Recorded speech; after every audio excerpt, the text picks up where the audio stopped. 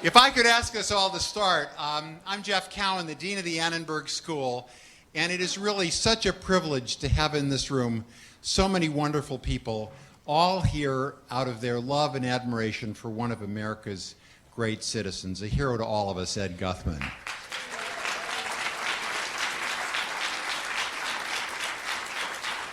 You'll be hearing a lot tonight about so many aspects of Ed's career that I don't want to talk about those except to say that I know that I'm among those of you here who've admired him for so long in so many different roles.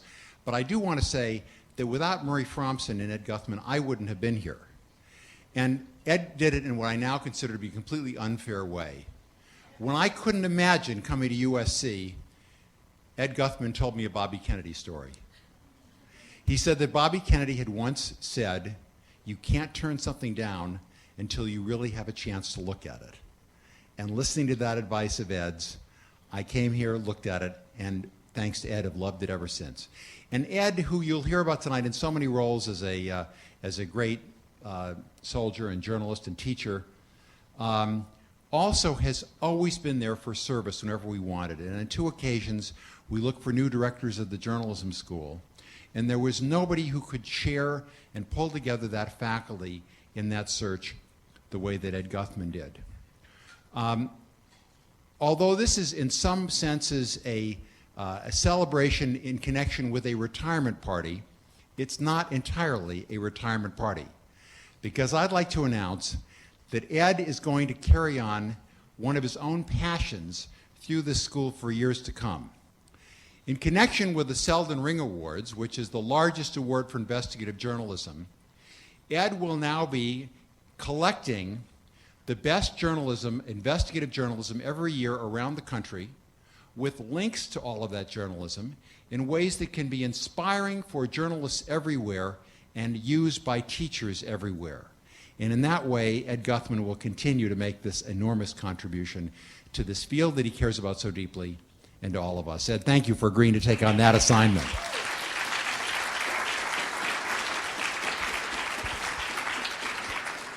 I'm truly honored that Jack Nelson would come here tonight, that Bryce Nelson, as they say, no relative, would be representing the faculty here tonight, that Kyra Phillips, who's one of was such an important protege of Ed's, would be here tonight, and Doe, who's done so much great journalism, be here tonight, and particularly that Tom Brokaw would honor us for coming out here tonight.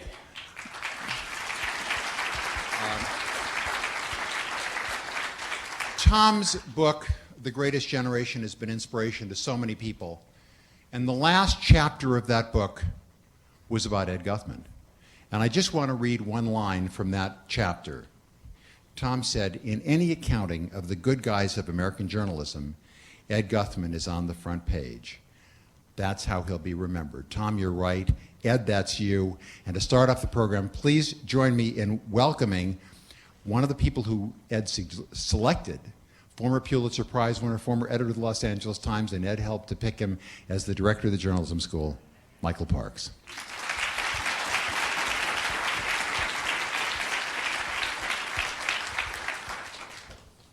Thanks very much, and thanks for taking on that new assignment, Ed.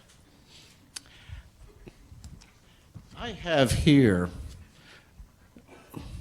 an epistle from your friends at the Philadelphia Inquirer, who somehow doubted that you were retiring.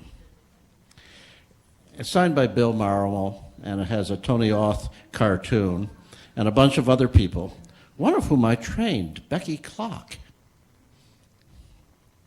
Your friends and admirers and fans here at the Philadelphia Inquirer want to congratulate you on yet another retirement. 20 years after you left us here on North Broad Street, the quality of your work ethic, your bedrock integrity have set a standard that all of us strive to emulate. For today and in the years to come, we wish you excellent health, happiness, fulfillment, and, of course, a lot of fun in sunny California. Please come back for a visit.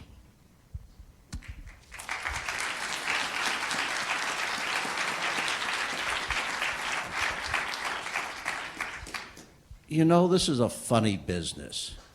We don't know how well we've taught for, 10, 15, 20 years. Because we have to look at the success of all these students as really a measure, an indication of our success. But Ed has been here long enough that we know that he teaches well.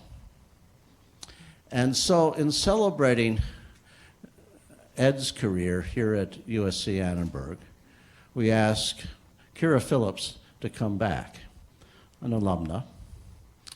She works at CNN. She's worked at a lot of places. New Orleans, Green Bay, Lubbock. I love Lubbock. These are the places that we tell our broadcast students that you're probably going to go to start. Or as I say, Midland, and it doesn't matter whether it's Texas or Michigan. But in Kyra, we have evidence of an effective teacher. 4 Emmy Awards, 2 Edward R. Murrow Awards for investigative reporting, 1997 Reporter of the Year according to the AP. Those were for investigative reporting, which you don't get enough of on television. So I think we have evidence, Ed, you did teach well. So it's my job and pleasure to bring back Kyra Phillips, who sometimes is reported from Antarctica, sometimes from aircraft carriers from New Orleans after a hurricane, 9/11. There's a whole series. But what really impresses me is that she got the bug for investigative reporting. Welcome home.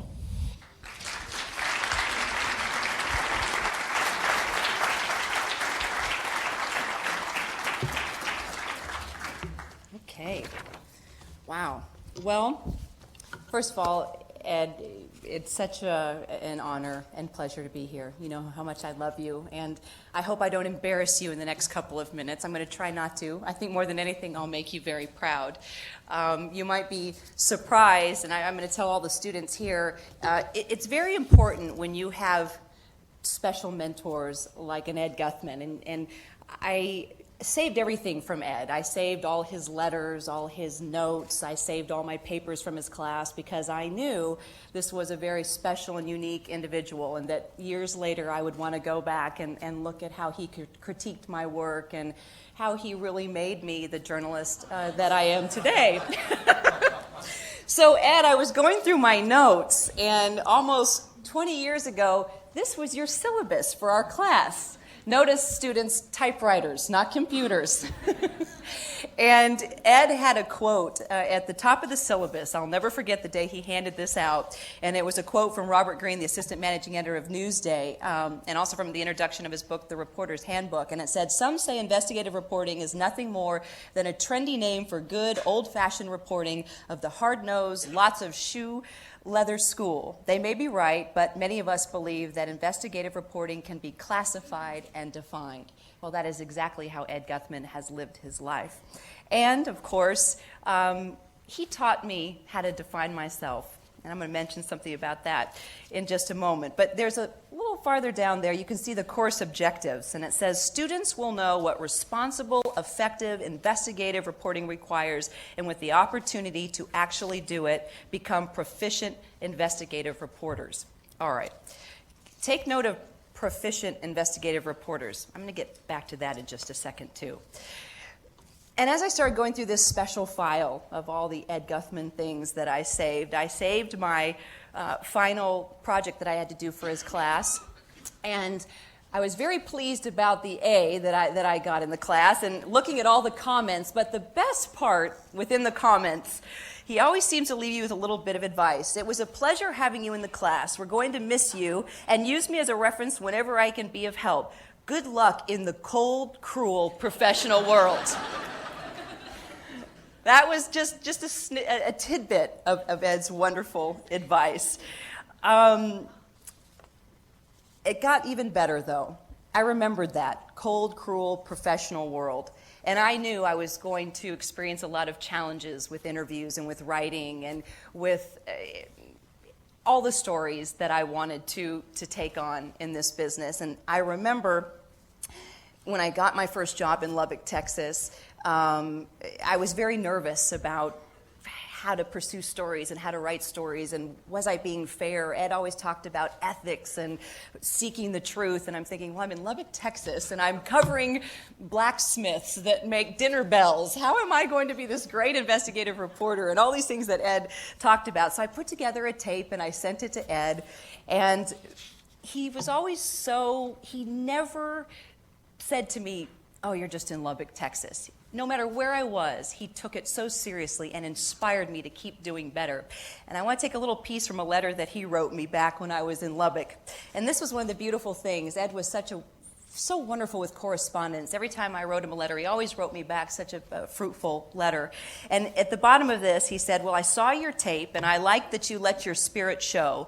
Seems you're doing well. Don't lower your news judgment standards, regardless of what features please your editors. Journalism so much depends on the individual. If you do an assignment well, you did it. If you screw it up, you did that. Well, you're having an experience that will hold you in good stead throughout your career. I just want you to know, Ed, I did do a lot of screwing up, but you always loved me and told me it was going to get better, and I thank you for that. Now, back to the syllabus and his course objectives, and he talked about how he was going to make me a proficient investigative reporter. Well, as I moved on into the next market, the whole Waco fiasco happened, right? David Koresh, it caught fire. There was this huge investigation into what went wrong. Well, who was appointed to lead the investigation to find out what happened? Our Ed Guthman. So I'm thinking, I'm going to get the exclusive. Ed Guthman is leading this investigation. Oh, of course he's going to give it to me. I'm this young reporter in a very small market, and of course I'm not even realizing there are all these networks and big newspapers that I'm sure Ed's going to talk to first. So of course I'm on it. I sent him the letter. Nothing was done by email or telephone, and I said, Ed, I know you're heading up this investigation. Will you give me the exclusive? So this is what he writes. Dear Kyra, I appreciated your kind words, and it would be a pleasure to be interviewed by you. I can't promise an exclusive and can't do it until we're through, but you have my word. The Waco panel I'm on with LA Police Chief Willie Williams and Tucson attorney Henry Ruth is responsible for guiding and overseeing a review of the Treasury Department's actions from June 1991, when inquiry began into arms shipments into the compound at Waco, until last March 1, when the FBI took over from the ATF Bureau. We had our first meeting in Washington on May 17th, and from everything I heard and saw, our investigation will be thorough, impartial, and uncompromising. Sounds like your words, Jack Nelson. Ronald Noble, Assistant Secretary of the Treasury for Enforcement, is spearheading it, and we have 30 Secret Service, IRS, and Treasury agents out now conducting interviews. We're meeting next on June 17th in Los Angeles and hope to finish by September 1, so it looks like a fairly busy summer. I hear you're doing well. That sounds great, and keep pitching. Well, I want to know whatever happened to my exclusive. You taught me to be a proficient reporter, and I chased it. Anyway, those were just a few of the things that I came across that reminded me what an incredible man Ed is. You are my friend, my mentor, my hero. I am successful because of you and what you taught me. I am a pit bull when it comes to investigations because of you. And you taught me to think about ethics and to appreciate every single human being with whom I interview. And of course, you taught me how to have a good whiskey on the rocks. I'll never forget that.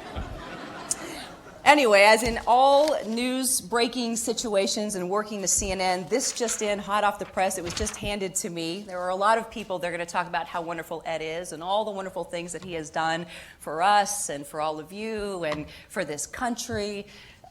We could all go on, and this just came across. Jeff just handed it to me, and it's from Congressman Chaka Fattah, Democrat, Pennsylvania, and he had put this together and wanted me to read it to you, Ed.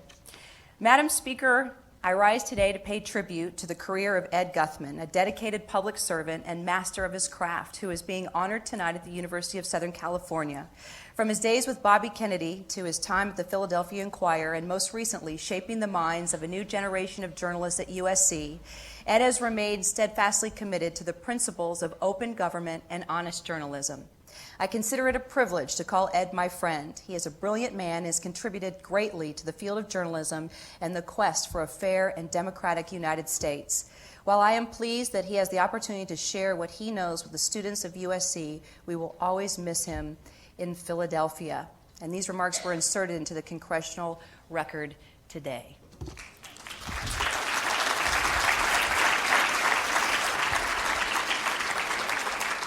As we move forward, we now are going to begin the Edwin Guthman Serving and Informing the Public.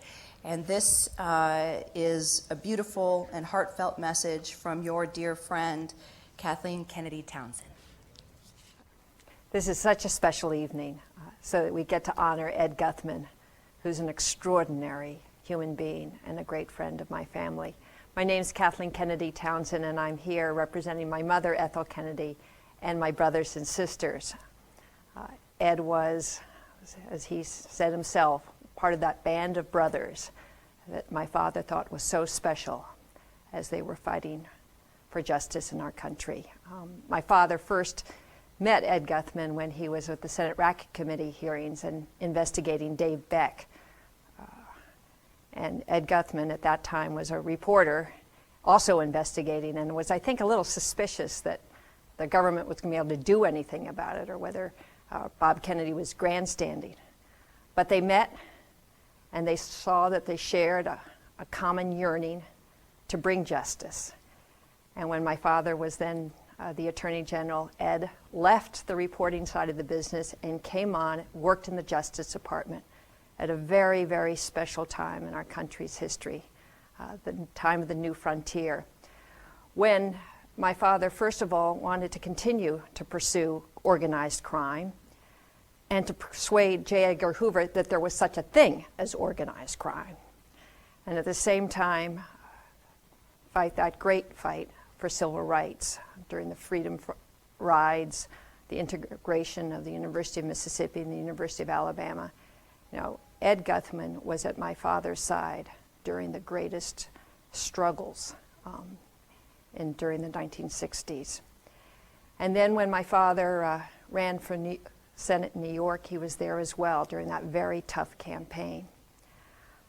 After my father died here in LA in 1968, Ed became chair of the Robert Kennedy Memorial. He wrote a book of my father's speeches so that all could remember his words. And most of all, I think he felt himself to be part of that band of brothers, that happy few who felt that they had been part of making history, were proud of that time, and kept those values alive so that when he returned to journalism as a great editor, a fabulous reporter and a teacher who taught everybody around him, pursue those stories, look for truth, represent all the people, the common people, the people in politics, the people in power, and make sure that the greatest asset you have is your integrity. With that, Ed Guthman has been a sterling example of the best of America, and I'm so blessed that he was a great friend of my father and still a friend of all our family.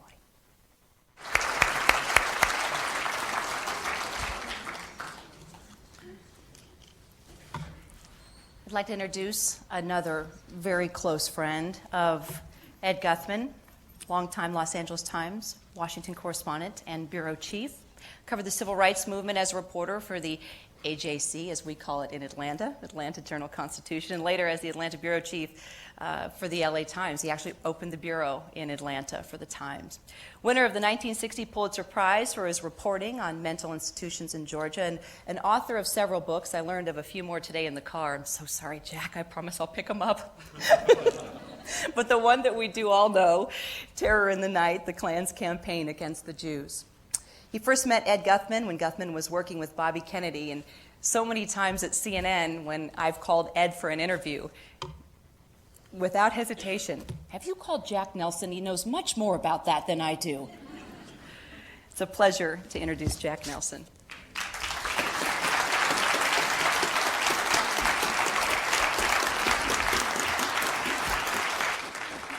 Thank you very much, Kyra. You know, Ed Guthman and I do go back a long way. It was 46 years ago. Ed was Bobby Kennedy's press secretary. I was a reporter for the Atlanta Constitution. And I'm among many journalists who share not only a friendship with Ed, but a special bond because of backgrounds as investigative reporters and because he had such a great influence on our career. Ed drilled into reporters the need to wear out a little shoe leather covering stories. His blunt orders to get off the phone and knock on doors resulted in reporters translating his orders into a popular acronym, GOYAKOD, G-O-Y-A-K-O-D. When Ed would call the Washington Bureau, especially during Watergate and other major investigations, across the newsroom you could hear the cry, GOYAKOD, which were Ed's orders to get off your asses and knock on doors.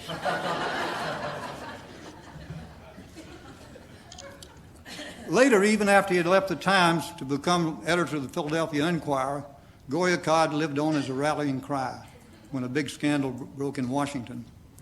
And personally, I have to say that I feel indebted to Ed going back to 1961 when I was a Constitution reporter. I contacted him at the Justice Department because I had done a series of stories on vote fraud in Telfair County, Georgia, which was Senator Herman Talmadge's home county. He was the political boss there. Among other things, votes had been cast in the names of dead people. Tombstone voting, they called it in Georgia, and they did a lot of it, especially in Telfair County. And the U.S. grand jury investigated, returned a series of indictments, but they were sealed indictments, so I couldn't really write much of a story on it. And I was drowning my sorrows in a bar in Savannah Beach, and Ed in Washington, D.C. with the Justice Department tracked me down, called me down there, and he said, you know, you can't disclose any names because it would be against the law, but I do want to help you because you broke the story.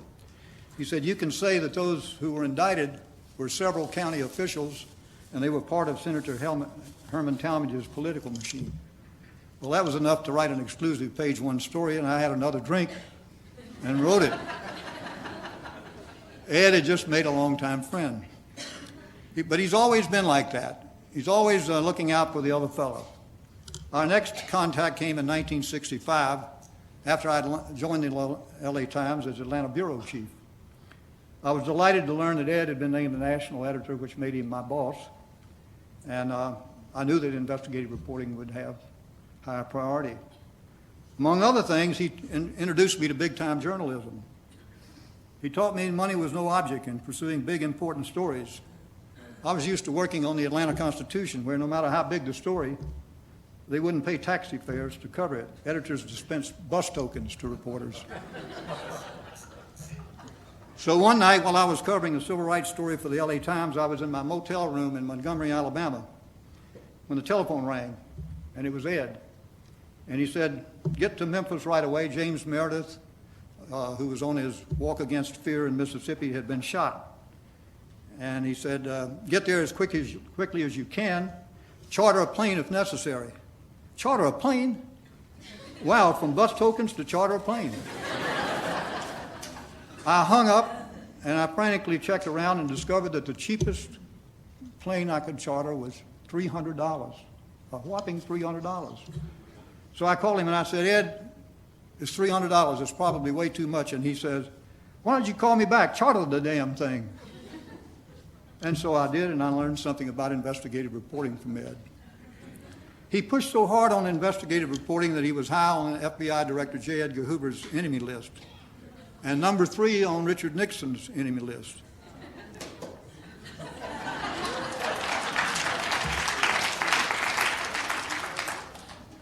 In Washington, we learned Nixon's list contained this warning about Ed. Highly sophisticated hatchet man. it is obvious he's behind the current Key Biscayne effort. It's time to give him the message.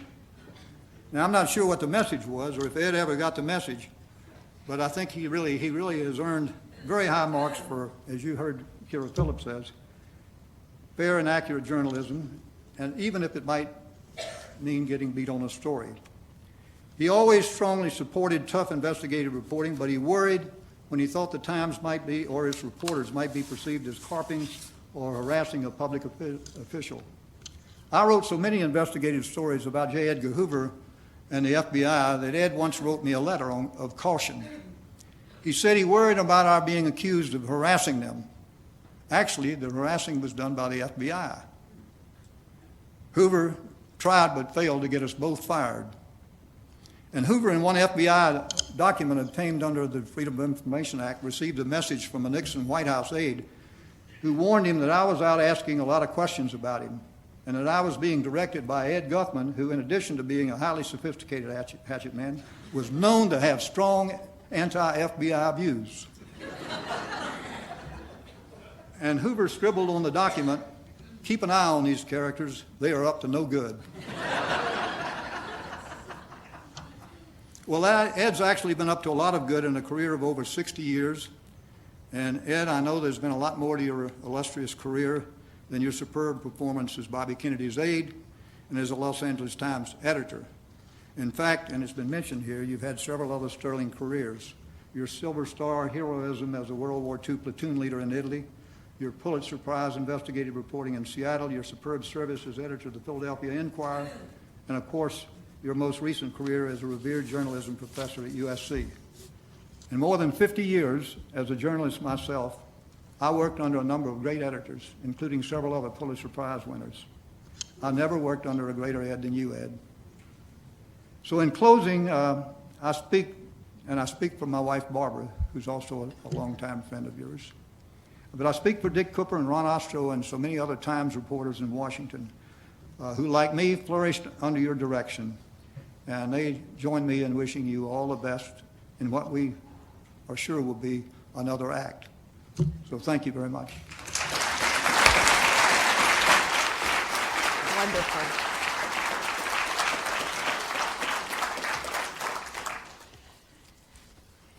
Jack, you mentioned Ron Ostro. I have 2 letters to read to you, Ed. As you can imagine, a number of people sent in their thoughts and well wishes due to not being able to attend. This one actually comes from Ron Ostro, former Justice Department correspondent for the LA Times. Dear Ed, so many things to mention.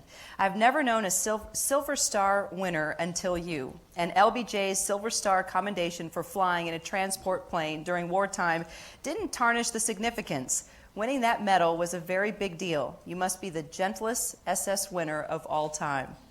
Even when you had to nudge to get certain stories done, I like that, nudge, to get certain stories done, you did it with great finesse. Ed, as far as editing, you were a joy to work with, and I thank you. Congratulations and love from Alice and Ron. And this letter from former Nashville, Tennessean editor and assistant to Attorney General Robert F. Kennedy, John Siegenthaler. Dear Ed, many thanks for many things over the years, but most of all for friendship that endures. Best as ever, John. We're going to move on to the next, yes? The next section, Edwin Gutman, Serving the Next Generation. It gives me great pleasure to introduce another one of my most precious mentors. Award-winning former reporter for the LA Times, New York Times, and Washington Post. Came to USC in 1984 to serve as director of the journalism school, and he actually recruited Ed Guthman to the faculty in 1987. And they have been deep, true friends for a number of years. Bryce Nelson.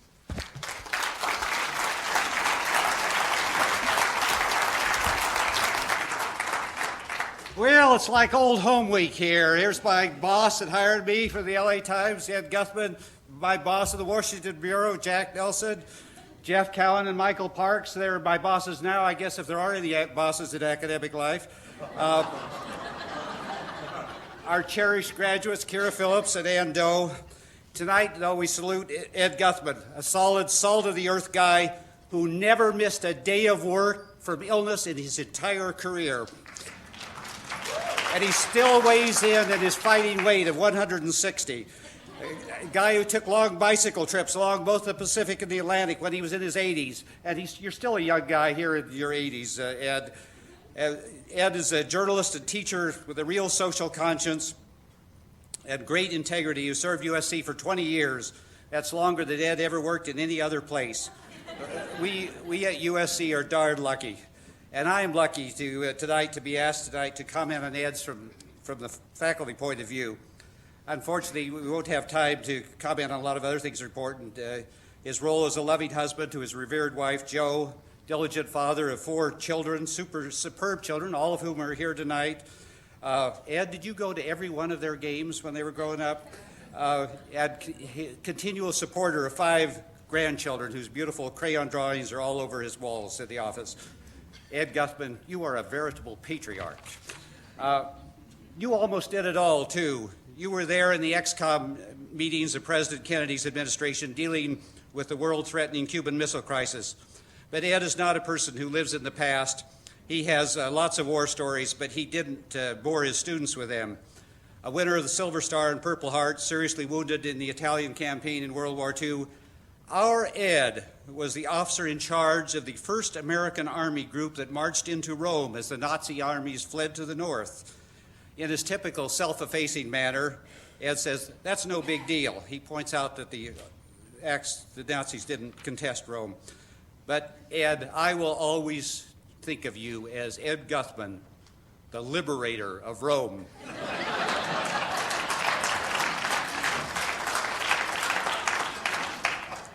In addition to his Army duty, Ed has always believed strongly in public service and worked without pay for 5 years as member and the chair of the LA Ethics Commission, an often thankless job, as Becky and Bill Boyarsky here tonight could attest. If Ed came into my class or your class, he would give students advice that few other American journalists or professors would give in this post-Watergate, post-Vietnam, post-Lyndon Johnson, George W. Bush era. Ed would say, and I quote him, if any of you ever has the opportunity to serve the government of the United States, you have an obligation to do so. You will never be sorry you served your country, Ed would tell our students. Ed, in the very best sense, you are a true patriot, a man who has served his country not only in war, but in journalism and government at the very highest levels. As I point out, I had the opportunity to recruit Ed to the journalism faculty in '87 when he retired from the Philadelphia Inquirer. Our ever-contentious journalism faculty found it difficult to agree on any faculty hire at that time. But we all agreed that Ed would be a great addition, and he has been a great addition and is a great addition to our School of Journalism. A Pulitzer Prize-winning reporter and editor, he could have been a prima donna, not done his share of the faculty work, but he always did his share and more of work and did excellent teaching in some basic courses like news writing and investigative reporting. But Ed didn't come here to use USC as a base for other activities. He came here to teach students how to be great journalists, and he did it. As Geoffrey Cowan has pointed out, since Ed was probably our most trusted faculty member, he was asked to chair every search committee for a director of the School of Journalism for more than 15 years. I once taught an investigative reporting class with Ed. It was a pleasure to watch Ed enthusiastically teach our students about the importance of going to the public records. He gave all his students the most detailed, computerized comments on their work, sentence by sentence. He still does. If I had to come up with a nickname for Ed, I would call him Mr. First Amendment. Ed believes in our democracy's First Amendment as much as he does anything in life, the right of all Americans to a free press and free speech. He teaches students that they have an obligation to do high-minded, civically responsible journalism that justifies our Constitution's protection of a free press. Ed and I had lunch again on Monday. We talked again of the erosion of First Amendment and other democratic rights and practices that has taken place in recent years. But Ed, you have trained your students and influenced our faculty to fight for the First Amendment and other democratic rights as citizens. We will work to ensure that democracy is coming to the USA. Democracy is coming. So we salute you today, Mr. First Amendment, true patriot, excellent journalist with matchless integrity and social conscience, author, totally dedicated teacher. We will miss you greatly, Ed, but we have learned much from you to armor us in future battles to protect our democracy. Ed Guthman, you are our man. You are our man, Ed Guthman, and we thank you for what you have done.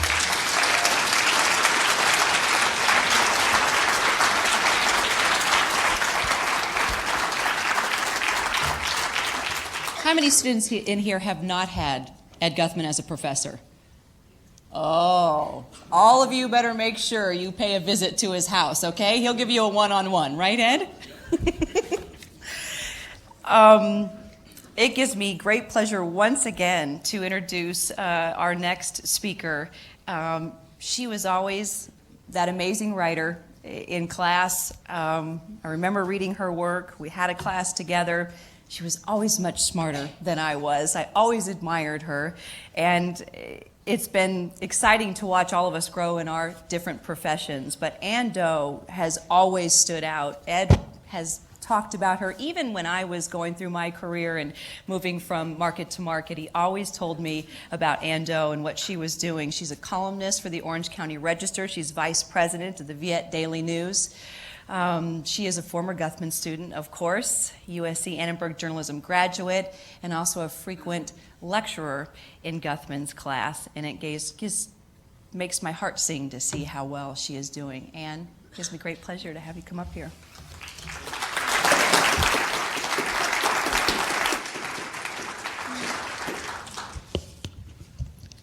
I don't think Ed told me about the cold, cruel professional world the way he did Kyra, so I needed that because my first job was in Seattle at the Seattle Times, Ed's old newspaper, and boy, was I in for something. One single file cabinet holds the words that I hold dear, and this morning I opened it, pulled out a folder from, of all things, the Ed Guthman class that I took back in 1989, a few months before graduating. The stars in that room, Terry, Carl, Elizabeth, wrote deftly of Ronald Reagan's last days in office, of school children and shootings, of car insurance and civil disobedience. I plodded along trying to find sense in the capture of Terry Anderson and the nastiness of the first President Bush's nominee for Secretary of Defense, John Tower, knee-deep in a confirmation fight.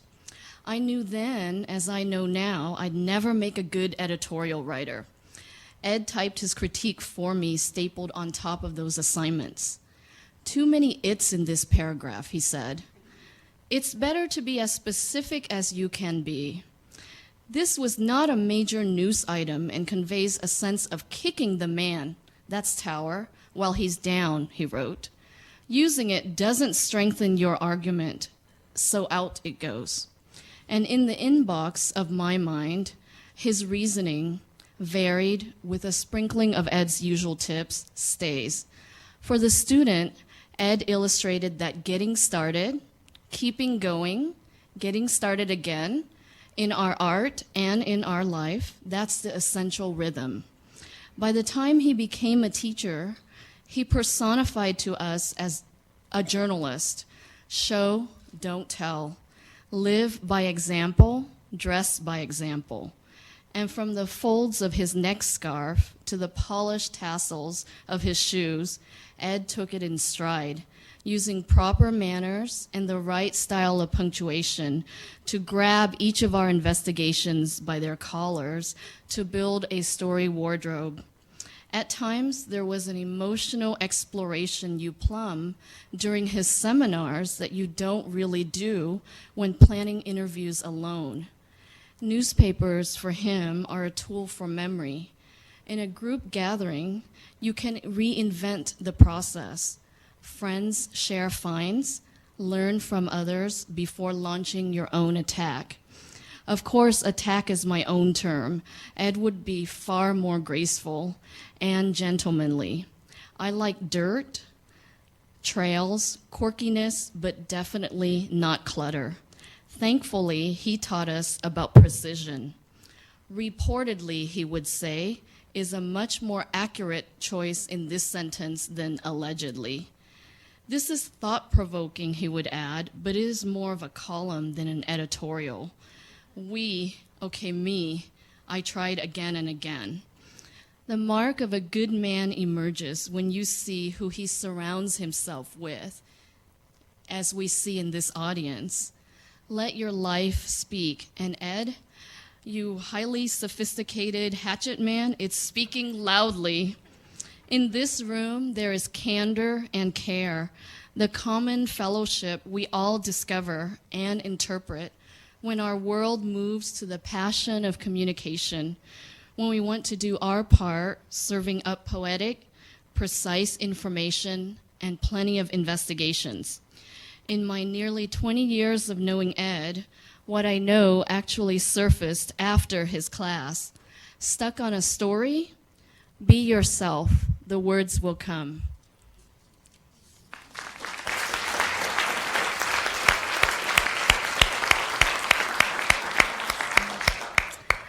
There's another letter from another groupie of yours, Ed. And it says, Dear Ed, you were truly a brush with greatness and goodness between 1990 and 1992.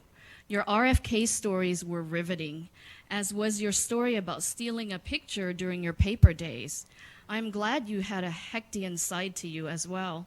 Your marriage made me love my wife more and give blood on your girl's behalf when you simply asked. I wrote my best for you and Norman Corwin. Sincerely, Christopher Welch, print journalism graduate from the class of '92.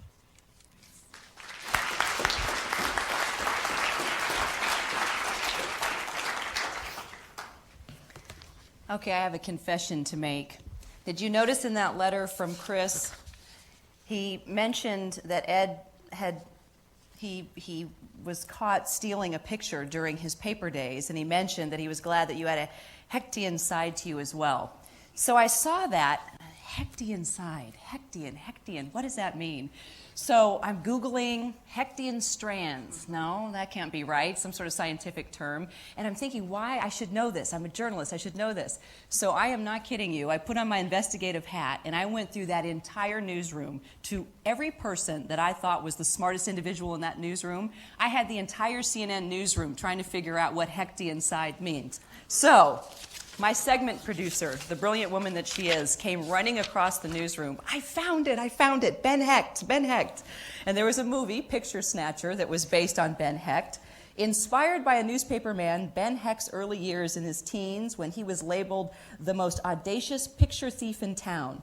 One key episode was based on a notorious incident in which a New York Daily News reporter sneaked a photo from a camera strapped to his ankle at the moment of murderous Ruth Snyder's electrocution.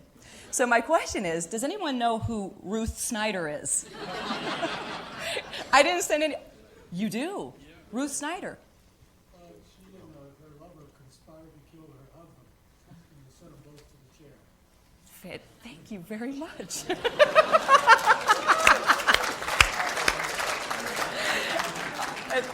Damon Runyon said it's wrong to electrocute a woman, even a blonde. Now, see, this just gets better and better. This is an investigative group. Now, I want to know, what picture was it that you had stolen?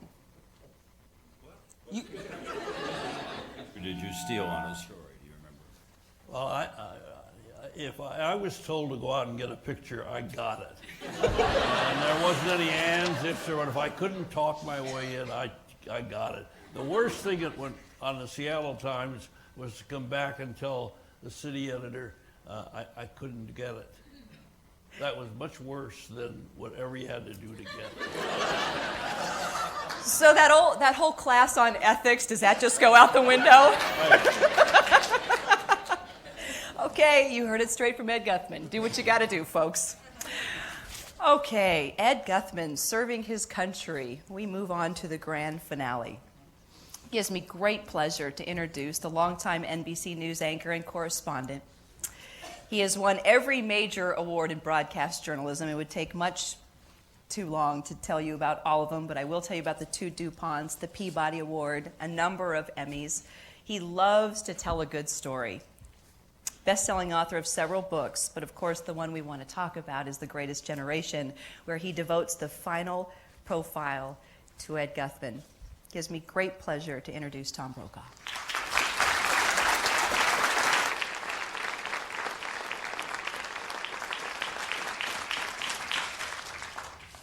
Thanks very much, Kyra. And ladies and gentlemen, it's a real pleasure to be here. And let me just say at the outset, one of the many distinctions between my undergraduate career and Ando's and Kyra's is that my professors burned my papers as opposed to saving them. I want to talk about Ed as the emblematic member of what I came to call the Greatest Generation. And how he came to be in that book is, I think, typical not just of Ed, but of the modesty of that generation by and large as well. I'd been at work on the book for about 9 months when I was in Los Angeles visiting with friends, including Ron Olson, the lawyer, who said, hey, look, Ed and your old friend Paul Conrad are downtown, let's have lunch. And so we did. And I had known Ed at that point for 25 years. Knew his son less by then, obviously. Thought I knew most of what I needed to know about his life. I knew he'd been a Pulitzer Prize-winning reporter. Obviously, I knew him when he worked for Bobby. I knew him when he was at the Los Angeles Times. And later, I knew him at the Philadelphia Inquirer. And so we were at lunch, and they said, what are you doing? And I said, I'm working on a book about the generation that came of age during the Great Depression and then served in World War II. And they looked at each other knowingly, these two old friends of mine, Paul Conrad and Ed Guthman, and I thought, my God, they're members of that generation. It had not occurred to me, and they had never breathed a word of their wartime experiences. Paul was in the Navy, and then Ed began to describe his days in combat in Italy in that typical World War II generation, low-key fashion. And what I remember as much as anything, not just getting into Rome, winning the Silver Star, getting wounded and wondering whether he would survive, getting his degree shipped to him in Italy by the dean at the University of Washington because he had left there in 1941 without his military science credits. The dean sent him the degree and said, we think you've now earned them. What I remember about Ed is that he, during the course of that lunch, looked off to the side for a moment and said, God, it was so good to get back home. And in that expression, I always thought was the key to that generation and their modesty and their humility. They were so relieved to A, have survived, and B, to be able to return home again, if they didn't want to revisit those experiences. Now, for those of you in this room who are younger, let me remind you, if I may, for a moment, what Ed went through in his lifetime. He came of age in the Great Depression, when in this country there was so little hope day to day. Banks were failing, farms were drying up, businesses were going bankrupt. Men were on the move across America looking for a handout of any kind and a job that may get them not through the day, but through the morning at least. We had a vast migration out of the American Southwest here to California, the grapes of wrath. In my part of America, the Great Plains, my parents talked to their dying days about how difficult it was day in and day out to have any hope that times would get better. But what they had during that time was a common ground that they would get each other to by linking arms and moving forward. They could be Republicans or Democrats, Catholics or Protestants. It could be Jews or atheists.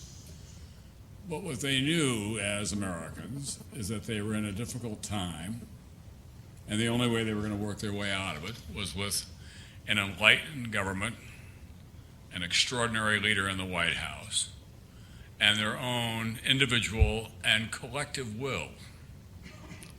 And so in families, Young men quit school in the 8th grade not to buy a $120 pair of sneakers, but to put food on the table. They shared jobs and clothing. They shared hopes. On Saturday nights, 3 and 4 couples would jam into a car and go to a movie that cost a dime to get in. They didn't go to a club at the end of the movie. They'd go back to someone's house where they'd pull out a piano and play dance music, and someone would make homemade goods.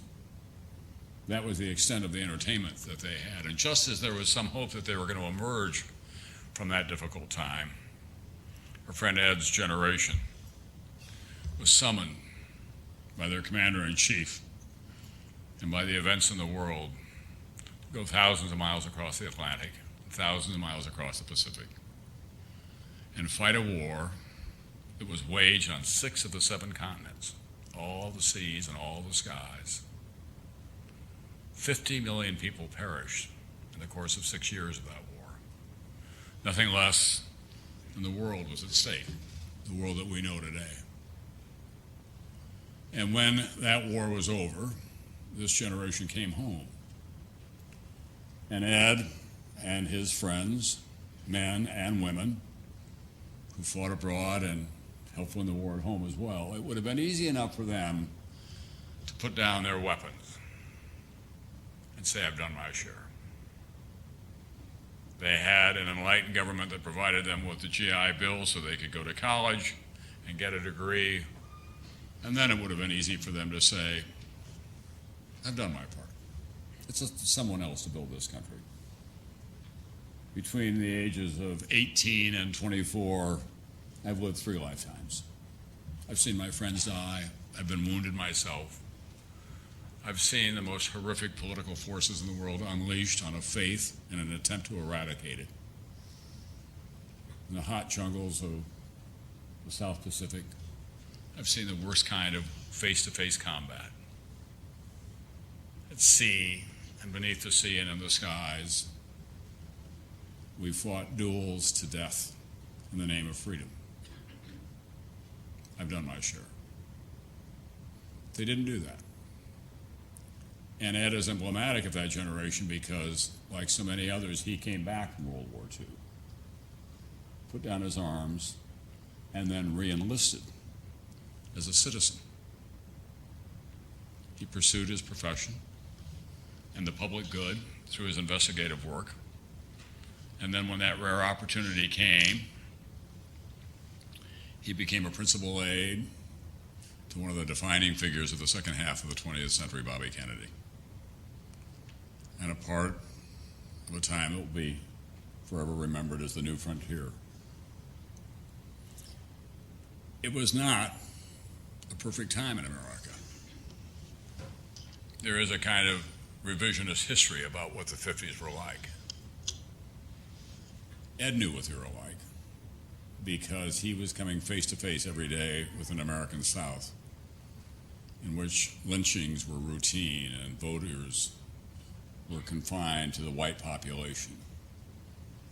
Black citizens were forced to sit at the back of a bus, drink from separate fountains, get subsistence wages, and live in a world that was as much apartheid as South Africa in its worst days. But he was part of the effort to change that, to bring justice to America, as Kathleen said, with his friend Bobby Kennedy, and to leak details of what they were doing to people like Carl Fleming from Newsweek so that they could tell the true story of what was happening. And he did it with the same cheerful countenance that we have seen in all of these pictures. I've never known Ed Guthman to have a bad day. His energy level is always exceptionally high. He reeks of integrity constantly. And he brought all those qualities to the American Justice Department, to the newspapers at the Los Angeles Times and the Philadelphia Inquirer, and then, of course, to this great school. What is so striking to me as well about the testimonials to him tonight, Kyra and Ando, is that Ed came of age when women were not an equal member of society. so many of them highly trained doctors or lawyers or professionals were getting half the pay of their male colleagues. And the fact that he came here and reached out to you and stayed in touch with you is tribute as well to who he was. He lived through, as a journalist and as a citizen, the lies of Vietnam and the terrible pain of that war. He was witness to Watergate, the greatest constitutional crisis in the history of the American presidency. And through it all,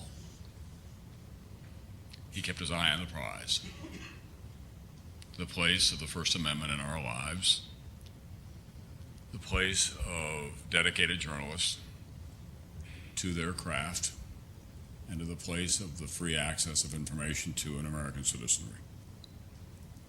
Through it all, for all the other titles that he wears so proudly and we think of with him, I will always think of Ed Guthman as Citizen Ed Guthman, a man who knew his responsibilities professionally and personally.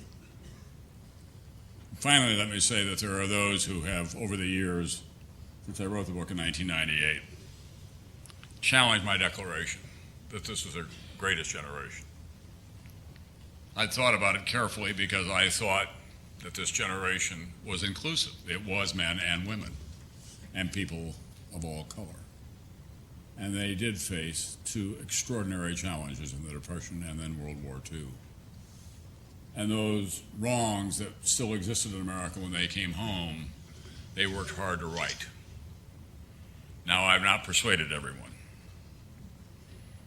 But when I am challenged again, I'll say, witness my friend Ed Guthman, the greatest generation.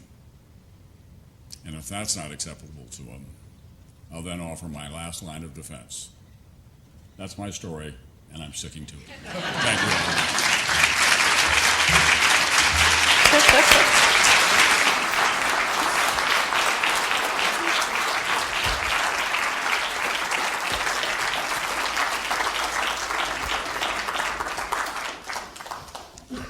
We've talked a lot about how Ed has inspired us and kept in touch with us and how he's been such a wonderful professor and friend and mentor.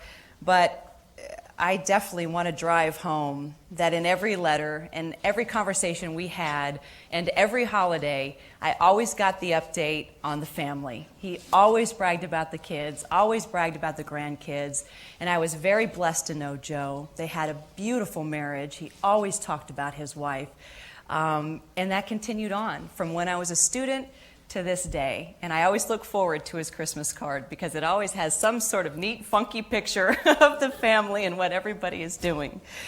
So it gives me great pleasure to introduce one such individual who Ed always talked about. He always bragged about his documentaries. You've got to see what Les is working on. It's Hudson River Keepers. It's Norman Corwin. I was always getting a tape in the mail, and he was always, you got to see this, you got to see this. And I think probably tonight, what do you think, Les? The best video you've probably put together is the one you're going to introduce tonight? Undoubtedly. Come on up here.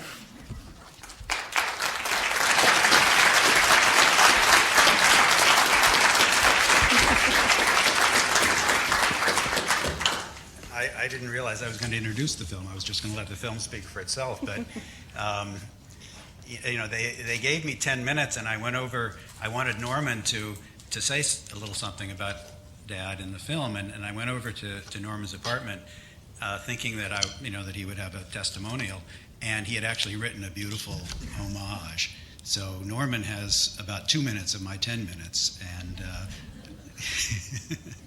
but I hope you enjoy the film.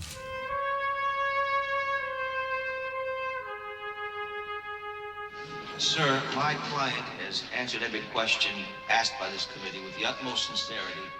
He has not taken the Fifth Amendment as it was his right to do. So in all fairness... In 1956, I got a call. The Senate Investigation Subcommittee is work on the Teamsters Union, and the chief counsel wants to come out and talk. And I said, yeah, well, who is it? He says, Robert Kennedy. I said, that's fine, Clark. Can you trust him? Well, Kennedy came out, And ultimately, of course, the committee had hearings, and I was sent back to Washington to cover the hearings, and that was the basis of a relationship with Bob Kennedy. Now, I give you that for your birthday. Thank you very much, ma'am. I'll drink to you too.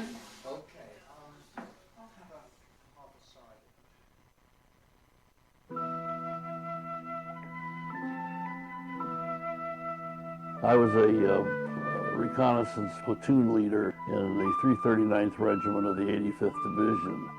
And we got to the outskirts of Rome, and the Fifth Army stopped.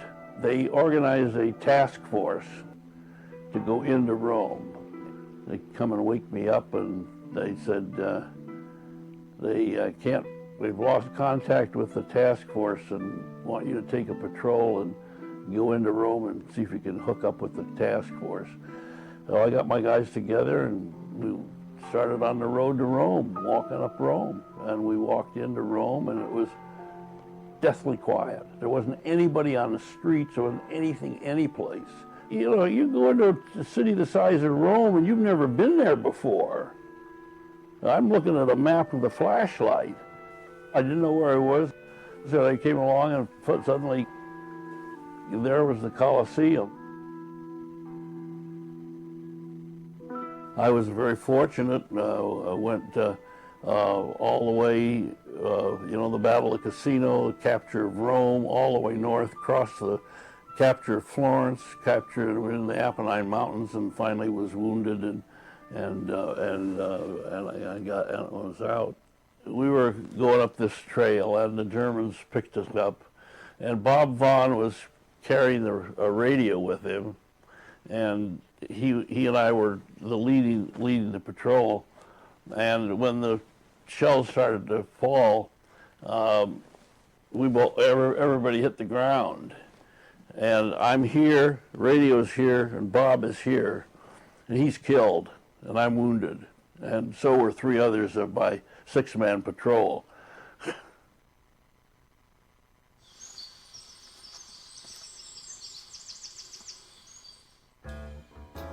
In the summer of 1947, I got a job at the Seattle Times. The Un-American Activities Committee came out and had hearings in Seattle. Seattle had a long connection with the Communist Party. The Communist Party was well organized in Seattle in the 1930s, 1940s, and a professor by the name of Melvin Rader was accused by a witness of having attended a secret communist training school in upstate New York in the summer of 1937. And this is 1949. He then testified that he had never attended a secret communist training school. He had never gone to upstate New York. Next morning, I covered the hearings for the Times. The next morning when I came to work, walked by the managing editor's office. He taps on the window and come in there. He said, okay, he said, the court's not going to settle this. The committee's not going to settle it.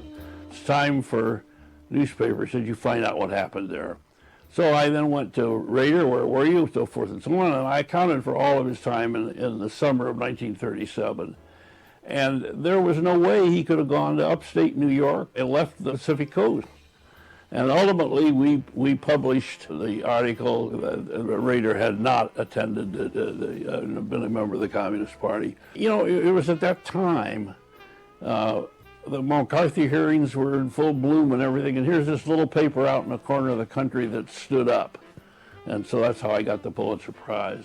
I didn't even know they submitted a story for a Pulitzer. The head of the Teamsters Union at that time on the West Coast was a Seattle man by the name of Dave Beck. And I was assigned to a press conference that Beck had, and I said, Dave Beck lied upside down and backwards. Paul looked at me and said, well, didn't you know? I said, didn't I know what? He said, Beck lies all the time. Now here's the naive question from a young reporter that changes both of our lives. Well, Paul, why would somebody with Beck's power lie? And Paul says, well, he's doing a lot of things. I think pretty sure he's stealing a lot of money from the union. So we decided to see if we couldn't get it. We've been laboring like you know, with the tough going, and we're not getting anywhere. So the only question we had was, here's this guy from Washington who we never met, can we trust him? And we decided we could, and we did, and it made a difference. We gave him leads that he might not have gotten, that who he'd picked up, and he followed through, and he had a subpoena, and he had witness, you know, he did the whole thing. And they did a great investigative job. The result was that Beck was indicted for stealing money from the union and ultimately went to prison. We stayed in touch. There were a number of times when Bob would call me and tell me something that he thought we'd be interested in, and I would stay in touch with him. And after his brother was elected president, he called me and he said, Jack's going to appoint me Attorney General, and I'd like you to be my press secretary. I said, okay, I'll do it. He said, don't you want to come back and talk about it? I said, yeah, I'll come back and talk about it, but I'll do it. And I did. I was sent down with the marshals to the University of Mississippi, and of course, we were attacked by the Ku Klux Klan, and a battle went on back and forth. We came down to make it possible for the black students to enter the University of Mississippi, and was a force of United States Marshals. And the Ku Klux Klan came to oust the Marshals, and a real firefight developed. And a very blistering night.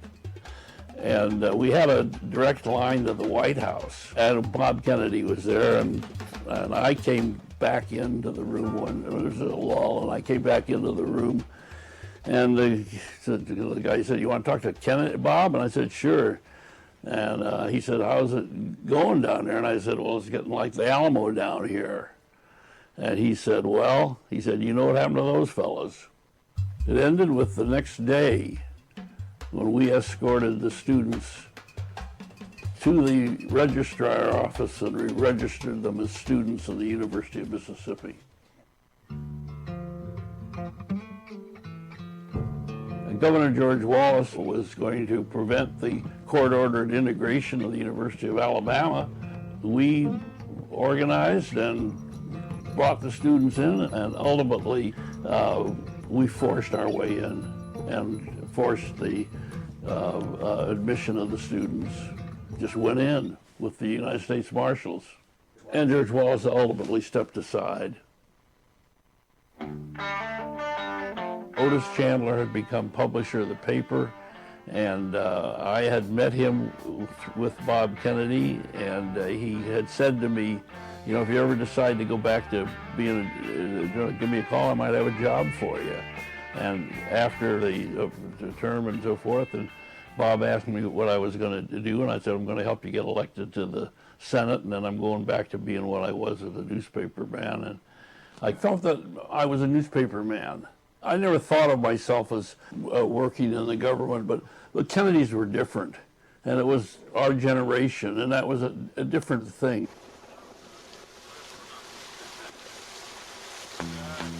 The reason I was hired was that was at the time when Otis was building the Times, and he wanted a national staff. And they had, I think, a Washington bureau, I think it was 4 or 5 people. And one of the first things we did was to broaden and make a real 12 or 13 reporters. Opened a bureau in New York, in Chicago, in Houston, Texas, and San Francisco. And that was the whole idea, was to cover the United States and give the people of Los Angeles real coverage.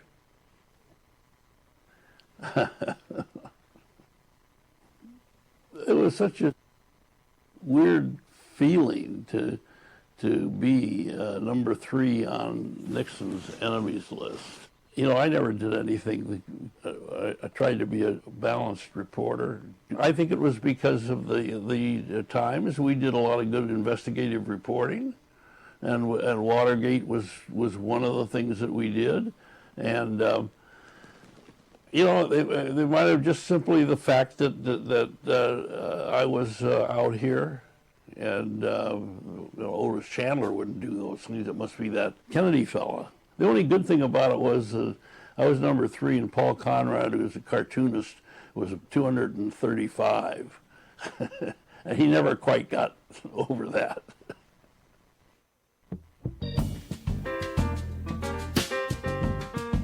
I'd been at the LA Times for a long time, and this was a great opportunity, and Roberts was a very unusual person and a wonderful person to work for, and I think it was a great experience. We loved our experience in Philadelphia.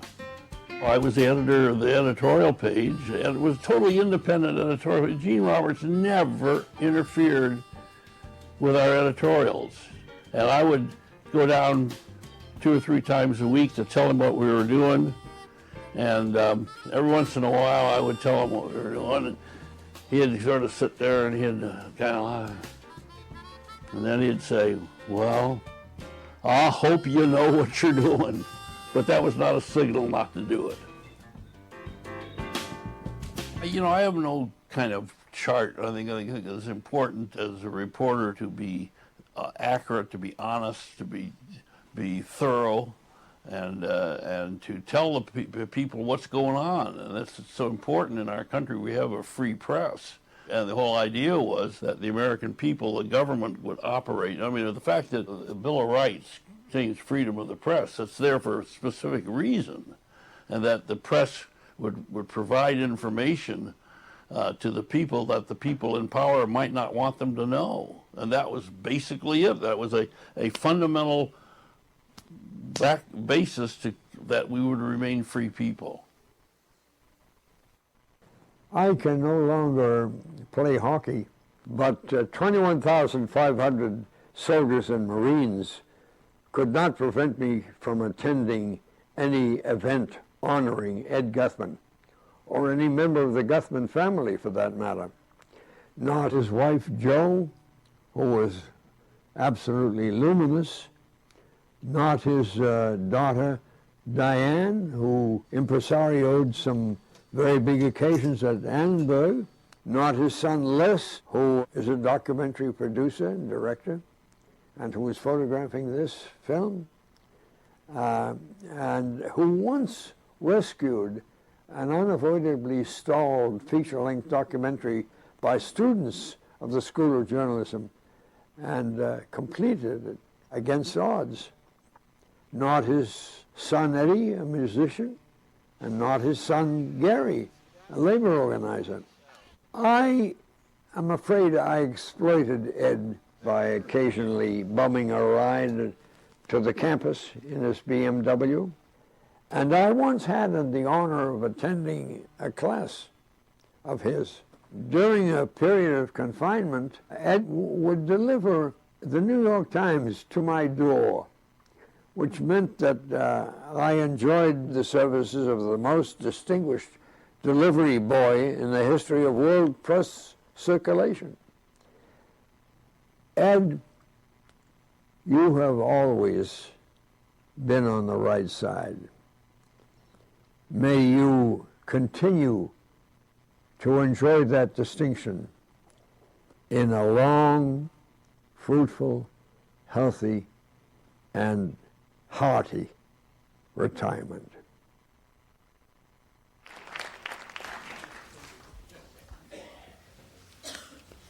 And I am told Norman is here. Norman, where are you?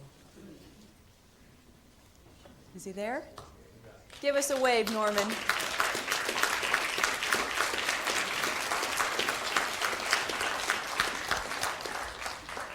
Ed, I'm going to ask you to join me up here on stage. You need a hand? No.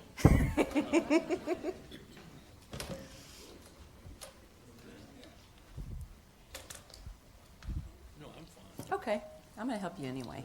Because I like being seen with a good-looking man. God, what a pleasure. You were quite a sexy guy in your 30s. Yeah. How about 80s? That too. What is it? The older the violin, the sweeter the tune? Right.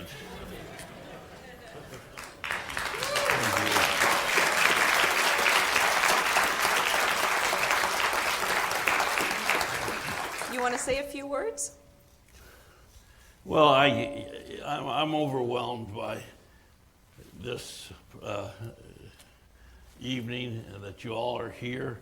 I want to thank you very much for for coming. It means a great deal to me, and what was said there on the film. I think I was very lucky in a way. I was born in a neighborhood that didn't change over the whole time of my early life. We went to school with the same people, and I had always wanted to be a journalist, and I can't tell you why. Nobody in my family had anything to do with the press, and I think that it had to do with the fact that I like to read the sport page in the morning paper. But anyway, I started a paper, putting out a paper when I was a Cub Scout, and my Cub master mimeographed it at his office for Standard Oil, and I just kept going, and it was very fortunate. And when I went to the in high school, had a great teacher, and Ira Miller, and he would clear all of the stuff that we wrote and send it down to the print shop on the waterfront. But we'd go down on a Thursday night and we'd change stuff. We put in dirty jokes, double entendre, and the next morning, Ira Miller would call us every name under the sun. We were impossible, we were irresponsible, he wouldn't go near that print shop, but finally it comes through the head. Like what he was teaching us was we had to be responsible for what we did. And it was a long and lasting lesson. And then at the University of Washington, the same thing, I worked on the paper. And then I got a job on the Seattle Star, which was the other afternoon paper. And what I did was I went down at night for $10 a week. And I put out the sports copy so that the when the regular sports reporters came in at 6 o'clock in the morning, the type was set. And if there was something happening, I'd cover it and everything. And it was wonderful to have that chance. And I had a very low draft number and went in the service in July of 1941. And the law was it's a great law that if you had a job when you went into service, you had a job when you came back. And so I came back, and the man who had hired me for the sports job, Cliff Harrison, had become editor of the paper. He'd come back and he says, well, what do you want to do? And I said, gosh, Cliff, I'm so glad to be back. I'll do anything you ask. I'll be glad to go back to sports. So he looked at me and he said, I think you could be a real reporter. I'm not sending you back to sports. I'm sending you down to the courthouse. I said, I've never been in a courthouse. He said, that's all right. He said, I'll have somebody show you around, and in 6 months, I want to know what's behind every door in that courthouse. And that was my instead of being a sports reporter, which I probably could have been, I became a regular reporter, and it was a great experience. And then in the start of 1947, he sent me down to cover the Washington legislature. And I don't know if any of you have had experience in covering legislatures or anything, but that's a basic, fundamental grounding in our system. It's a wonderful, you really see how the system works. And so that's, and I went from there and the paper was owned by a local family, but they had nothing to do, they did nothing about news thing. And we did the all kinds of reporting. And this story that I got the Pulitzer Prize,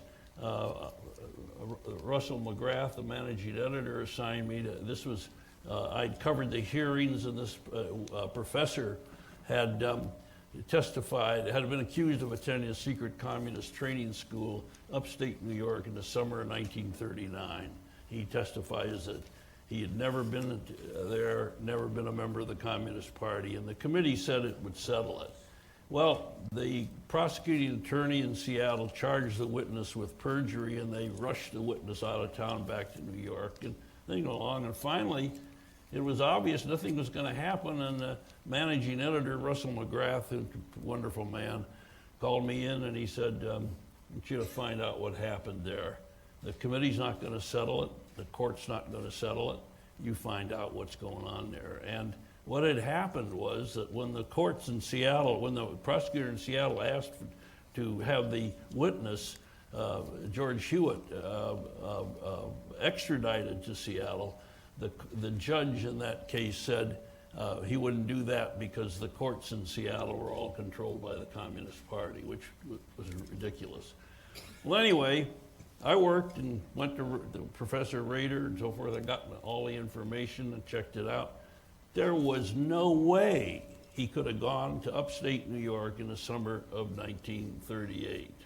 Great, I've done it, right? Here's McGrath. Look at him. Okay, Gutman. Now you find out where he was in the summer of 1939 and the summer of 1937. And I had the great privilege of working for men like that. And it was just it was terrific. And we did all kinds of things. It didn't make any difference with the paper's editorial policy or with the family. We covered the news, and so I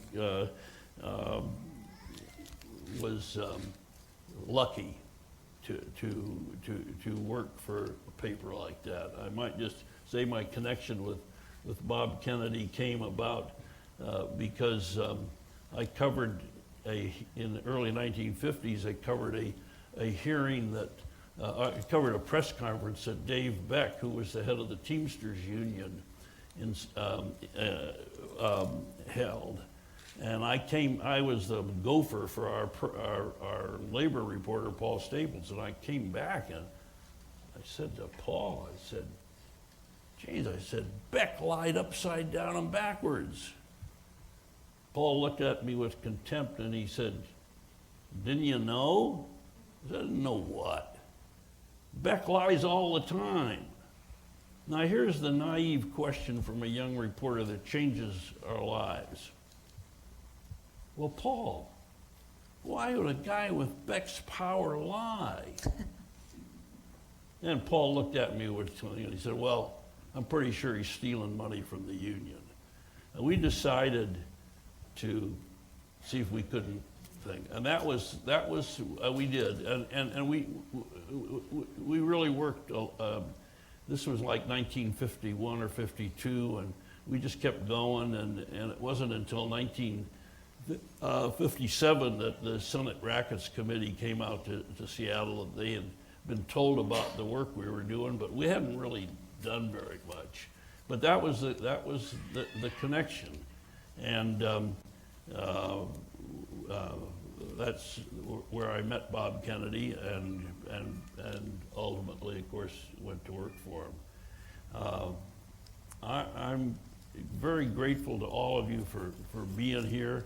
I think I've been lucky to have the experiences that I've had, to do the things that I had, and to work for the people that I worked for. And they were terrific people. And I, as a young reporter, I did what I was told. I think one thing about the Army, I always have thought this, that one thing that the Army experience was lasted over into civilian life was in the Army you do what you're told, right? I carried that through, and I did what the managing editor told me. And I didn't say, I can't do this, I can't do that. I did what I was told, and I think that makes it very important. But thank you so much.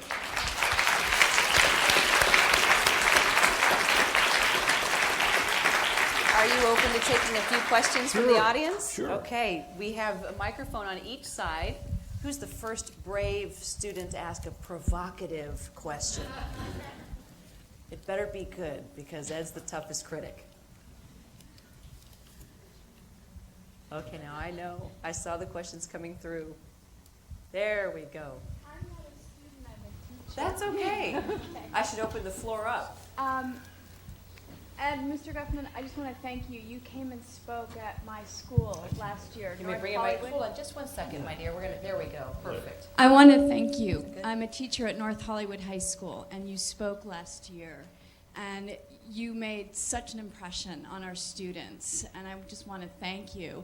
And I want to ask you now, in this climate today, advice that you have for students in terms of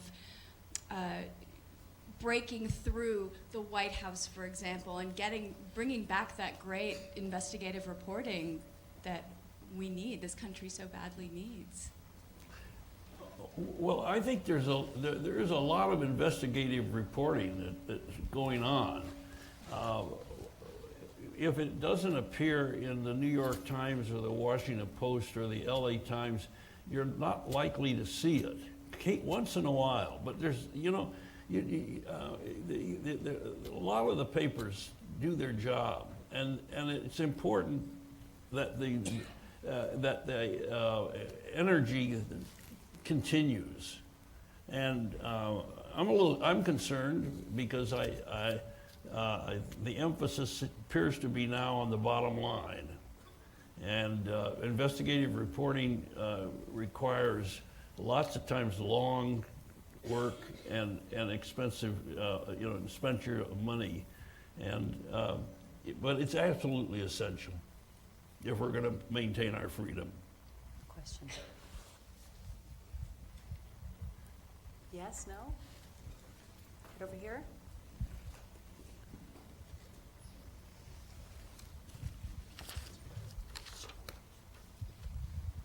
Hi, Ed Guthman. Thank you very much for doing this, for everything you've done that I've heard about. I'm new here, so I don't get the pleasure of being in any of your classes, but in our history of journalism class, we have been learning a lot about muckraking and investigative journalism, and I was wondering, with your experience in investigative journalism, would you consider yourself a muckraker at all, or is there some kind of distinction between the two? Asking about muckraking. I think, did you have Felix Gutierrez's class? Yes. I remember that class. Would you consider, I think I got a C in that class. No. Would you consider yourself a muckraker? No. I don't mean that with I can, any negative implications. It was just an honest question. I'm a working journalist, and I think that the importance about investigative reporting, that it's be done carefully, be done thoroughly, and when you make it public, you can back it up that's accurate. You can't be taken down. Thank you. But you got to be very careful. And as as I told you, there's some stories that I worked on for years, but it was worth doing. That's a great segue into one of these letters that you wrote me, Ed, when I had asked you about the JFK movie that came out, the whole Jim Garrison theory. And I wrote you a letter asking what you thought about it and if I could interview you. And you said, I'm taking elaborate precautions to avoid seeing JFK because I don't want Oliver Stone, to get any part of the $4 I'd pay for a senior citizen ticket to the show. It gets better. He may be a talented movie personality, but there's something wrong, ... twisted ... about him. I'm not objecting to conspiracy theories about the assassination, but to give credibility to Jim Garrison is very sick. I sent 5 LA Times reporters to New Orleans when the story broke. They were led by Jack Nelson. After several weeks, I joined them. There was nothing to Garrison's story. At least neither we nor any other media investigators saw, heard, or found a shred of evidence to back it up. I'm enclosing a Tony Arth cartoon that says it more concisely. And I would love to show you the cartoon, but it's all faded. But that's one example of even something that continues to resurface. And you did all the digging possible on that story, you and Jack and the other reporters. We sure did. Tell us about that. Well, a funny thing, I don't remember a hell of a lot of it. Maybe Jack remembers more than I do. But we just never found any evidence. I can't remember the details of it, but we never found any evidence that supported that story. Isn't that right? That's right. And what do you think about the fact that even years after the assassination, somebody like Oliver Stone would make this movie? I mean, it garnered so much attention, so much controversy, and a lot of reporters wanted to investigate it again, and did. Well, people do do a lot of things just when the chance to make some money comes along, and apparently that's all that was involved here. It died out. Yeah. Okay, we just have time for one more question. Okay. More question. Right over here on, do we have the, Jeff, we can bring it over. Thank you. I'm John Engel, and I take this privilege because I used to be a member of the faculty here at USC a long time ago. But Ed Guthman and I'm probably his oldest friend in the room because we were friends in Seattle. And that's before his children were born, so they can't claim that. But what I want to tell is about twice I caught Ed, I picked him up on the use of words because I thought he was the ultimate wordsmith. I visited him once at the Philadelphia Inquirer, and in his office he said, there's my editorial for today, and it was on the screen of the computer. And I was just learning computer at that time. And he said, read it over and tell me what you think. So I read it over. And I hit the keyboard, and I deleted the word which, and I substituted that. And I said, strunk and white, Ed, strunk and white. And another time I had an argument with him over wording. It was my wife's 60th birthday in Washington, D.C. We were living there. I think Jack Nelson was at that party, too. And I'd had a cake made for my wife, and the cake, I was working in the Watergate building at the time, and there was a wonderful bakery down in the lower floor of the Watergate building, and I went down there to have the cake made. And the lady said, what would you like on it? And I said, happy sexagenarian.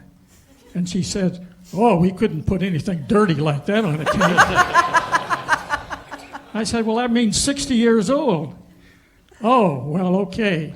So anyway, when I got the cake, and I had it at home, and I brought it out, and with the candles burning, and I said, and what it says is happy sexagenarian. And Ed says, there isn't any such word. I said, damn it, there is. And I went to the dictionary and found out that there was a word sexagenarian, just like octogenarian and so on. So twice I caught him up on this. But that was the 60th anniversary, my wife's anniversary party. The 50th anniversary party I was in Los Angeles at the time because I was teaching here. And we had a party at the Jonathan Club. And Ed couldn't be there. Joe came. And Ed, and after the party was over, Joe said, well, come on, join us. And Ed's with the Kennedys, and come on and join us. And I told Joyce, I said, I just can't make it. I'd just gotten back from Mexico, and I had the Montezuma's revenge. And I just felt terrible, and I went home and went to bed. And I guess I'd been in bed about a half an hour, and a friend called and said, turn on your television set, Bobby Kennedy's been assassinated. And that's why Ed wasn't there at the party with me. Thank you. Thank you. I know Dean Cowan is going to wrap things up for us, but if I could just ask all of you, could we just give Ed Guthman a standing ovation? Thank you. Thank you. Thank you.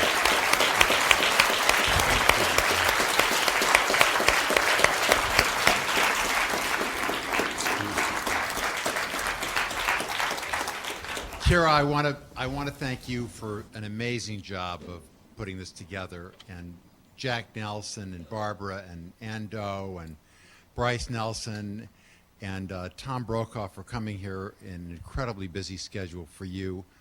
I want to ask everybody here to recognize the remarkable Gutman family, because I know of all of the legacies that you're proud of, Ed. There's nothing more than your children and grandchildren. I wonder if I could ask them to stand so we could recognize all of them.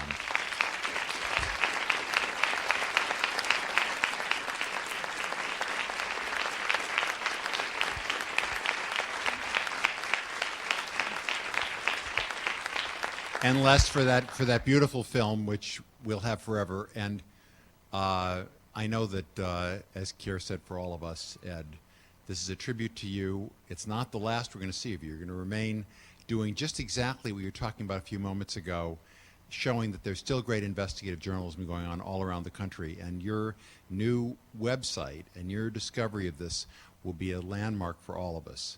We're going to have a reception upstairs, but as we stand and gather again, let me just ask you once again to pay tribute to this remarkable man, Ed Guthman. Ed.